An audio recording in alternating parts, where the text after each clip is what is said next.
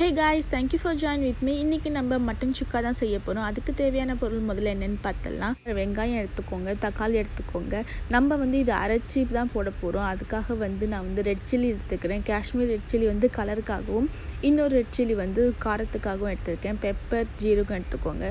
கூடவே இங்கே இஞ்சி பூண்டு பேஸ்ட் வச்சுருக்கேன். அது பச்சை மிளகாய், கருவேப்பிலை. வாங்க எப்படி செய்யலான்னு பார்க்கலாம். அதுக்கு முன்னாடி நான் மட்டன் வேக வச்சிட்டேன். மட்டன் வேக வைக்கும் போது நான் கொஞ்சமாக உப்பு, மஞ்சத்தூள், இஞ்சி இதெல்லாம் போட்டு நான் வேக வச்சு வச்சுருக்கேன். இதுதான் ஓவராலாக எல்லாம் நம்ம தேவைப்படும்.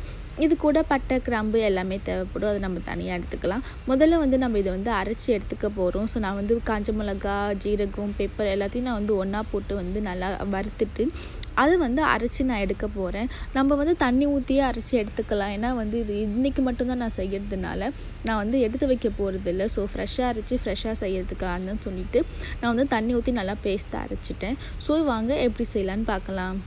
ஒரு சின்ன பேனில் நல்லா எண்ணெய் ஊற்றிக்கலாம். நான் ஒரு 3-4 டீஸ்பூன் எண்ணெய் ஊற்றிருக்கேன். அதில் வழக்கமாக போடுற மாதிரி பட்டை, கிராம்பு, ஏலக்காய் எல்லாமே போட்டுக்கோங்க. கூட கொஞ்சம் ஜீரகம் போட்டு, கருவேப்பிலை போட்டு நான் நல்லா வறுத்துக்க போகிறேன். இது நல்லா வறந்ததுக்கு அப்புறமேட்டு இது கூட இஞ்சி பூண்டு பேஸ்ட் நம்ம அரைச்சி வச்சுருக்கோம்ல, அது ஃபஸ்ட்டு போட்டு நல்லா பச்சை வாசனை போகிற வரைக்கும் நம்ம நல்லா வறுத்துக்கலாம். ஏன்னா பச்சை வாசனை போகலைன்னா இஞ்சி பூண்டோட காரம் அப்படியே இருந்துக்கிட்டே இருக்கும், அந்த ஸ்மெல் அடிச்சுக்கிட்டே இருக்கும். ஸோ நம்ம முதல்ல இஞ்சி பூண்டு போட்டு நல்லா வதக்கி எடுத்துக்கிட்டோம்னா நல்லாயிருக்கும்.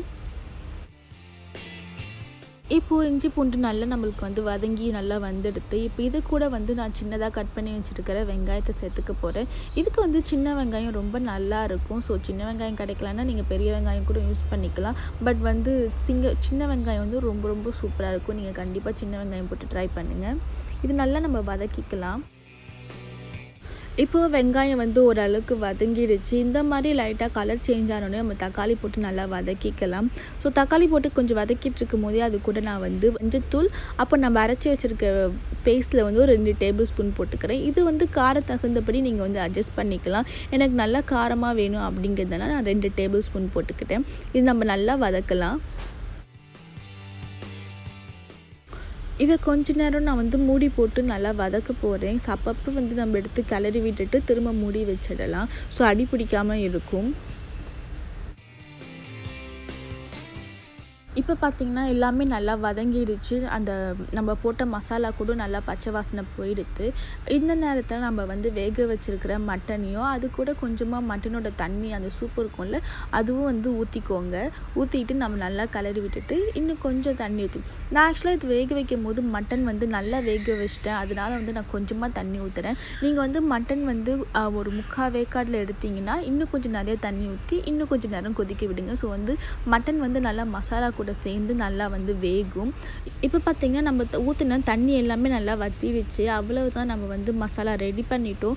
ஸோ இது உங்களுக்கு எப்படி வேணும் அப்படிங்கிறதால, உங்களுக்கு ரொம்ப ட்ரையாக கிறிஸ்பியாக வேணும் அப்படின்னு நினச்சிங்கன்னா சிம்மில் வச்சு இன்னும் கொஞ்சம் நேரம் வேக விடுங்க. அப்படி இல்லை எனக்கு இப்படியே இருந்தால் ஓகே அப்படின்னா நீங்கள் இந்த ஸ்டேஜிலே இறக்கிடலாம். பட் நான் இன்னும் கொஞ்சம் நேரம் வேக வைக்க போகிறேன். இப்போது நல்லா வதங்கிடுச்சு. இருக்க தண்ணி எல்லாமே நல்லா சுண்டிடுத்து.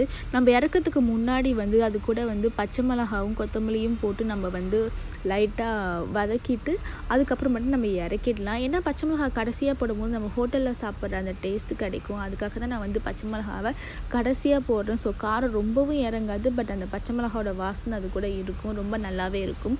அவ்வளவுதான், நம்மளோட மட்டன் சுக்கா சூப்பராக ரெடி ஆகிடுது. இது ஒரு பவுலுக்கு மாற்றிடலாம். பவுலுக்கு மாற்றிட்டு நம்ம சூப்பராக சர்வ் பண்ணலாம். டேஸ்ட் நிஜமாலுமே ரொம்ப நல்லாயிருக்கும். நீங்கள் கண்டிப்பாக ட்ரை பண்ணி பார்க்கணும். ஐ ஹோப் உங்களுக்கு இந்த வீடியோ பிடிச்சிருக்கும் நான் நம்புகிறேன். உங்களுக்கு இந்த வீடியோ பிடிச்சிருந்து அது எனக்கு தெரியணும் நீங்கள் நினச்சிங்கன்னா மறக்காமல் லைக் பண்ணுங்கள். உங்கள் ஃப்ரெண்ட்ஸ் ஃபேமிலியோட ஷேர் பண்ணுங்கள். உங்களுக்கு ஏதாவது கமெண்ட்ஸ் இருந்து எனக்கு சஜஷன் கொடுக்கணும் அப்படின்னு நீங்கள் நினச்சிங்கன்னா கண்டிப்பாக என்னோடய கமெண்ட் பாக்ஸில் அது தெரிவிங்க. தேங்க்யூ ஃபார் வாட்சிங்.